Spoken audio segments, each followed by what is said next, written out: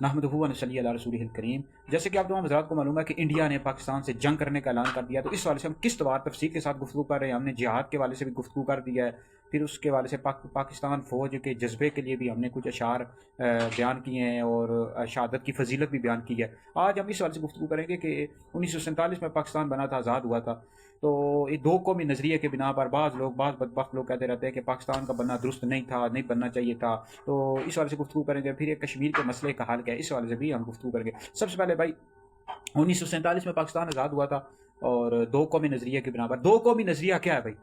دو قومی نظریے سے مراد یہ ہے کہ جو مسلمان ہیں، ہم چونکہ اللہ رب العزت کو عقائد کے حوالے سے ہم ہندوؤں سے مختلف ہیں۔ ہندو جو ہے مشرک ہے، اللہ رب العزت کو وحدہ لا شریک نہیں مانتے، اللہ کو نہیں مانتے، بتوں کی پوجا کرتے۔ جبکہ جو مسلمانوں کا نظریہ ہے وہ یہ ہے کہ ہم اللہ رب العزت کو ایک مانتے، وحدہ لا شریک مانتے، نبی کریم علیہ الصلوۃ والسلام اللہ رب العزت کے آخری نبی ہیں۔ تو عقائد کے حوالے سے ہمارا جو نظریہ ہم سے بالکل درست ہے، پھر ہمارا رہن سہن بھی ان سے علیحدہ ہے۔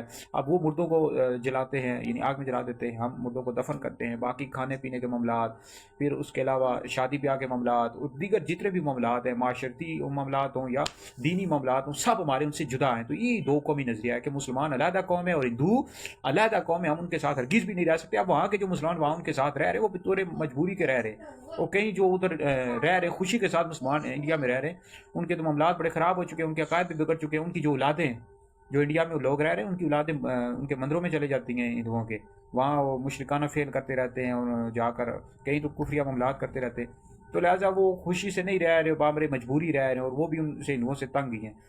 تو لہٰذا ہم دو قومی نظریہ یہی تھا کہ ہندو علیحدہ ہے، مسلمان علیحدہ ہیں، اپنے عقائد کے حوالے سے، اپنے معاشرتی معاملات کے حوالے سے۔ تو یہ جو بدبخت کہتے رہتے ہیں نہیں بننا چاہیے تھا، بالکل درست نہیں ہے۔ البتہ یہ ہے کہ پاکستان جب بنا دیا، ہمارے بزرگوں نے بنا دیا، تو اس کو سنوارنے کی ذمہ داری ہم سارے مسلمانوں کی تھی۔ اب 25 کروڑ مسلمان، ان سب کی ذمہ داری ہے کہ پاکستان کی ترقی کے لیے کام کریں۔ گھر میں بیٹھے رہتے ہیں، کام نہیں کرتے اور پاکستان کی ترقی کے لیے کوئی ورک نہیں کرتے، پاکستان کو بہت زیادہ نقصان ہو رہا ہے۔ تو اس کو سنوارنے کی، بنانے کی اور اس کو ترقی دلانے کی ذمہ داری ہم سارے مسلمانوں کی ہے، 25 کروڑ مسلمانوں کی۔ پاکستان بنانا بالکل درست تھا، لیکن اس کو ترقی دلانے کی ذمہ داری ہم سب کی ہے، جو کہ ہم نہیں کر رہے، اس کو ترقی نہیں دلا رہے، ہماری معیشت خراب ہے، دیگر معاملات خراب ہے۔ تو اس وجہ سے ہماری اپنی غلطیاں، ہم سارے مسلمانوں کی، سیاستدانوں کی بھی غلطیاں ہیں، دیگر لوگوں کی بھی غلطیاں ہیں کہ انہوں نے پاکستان کی ترقی کے لیے کام نہیں کیا۔ یہ بہت غلطی کی ہم سب لوگوں نے۔ اب کون کون سے ایسے معاملات اسٹیپ ہیں جو ہم کرنے سے پاکستان ترقی کر سکتا ہے، یہ اگلی ویڈیو میں جاری کر دوں گا۔ اب باقی کشمیر کے مسئلے کا حال یہ ہے کہ جو پاکستان کی طرف کا کشمیر ہے اور یا انڈیا کی طرف کا کشمیر ہے، ان کو پاکستان اور انڈیا دونوں کو چاہیے کہ اس کو آزاد کر دیں، علیحدہ ملک بنا دیں۔ یعنی کشمیر جو پاکستان کا اور انڈیا کا کشمیر، ان کو علیحدہ کر دیں، آزاد کر دیں، ٹھیک ہے، تاکہ پاکستان اور انڈیا کا یہ مسئلہ ہی حل ہو جائے۔ وگرنہ یہ 70 سال 80 سال سے جنگیں لڑ رہے ہیں، آگے بھی لڑتے رہیں گے۔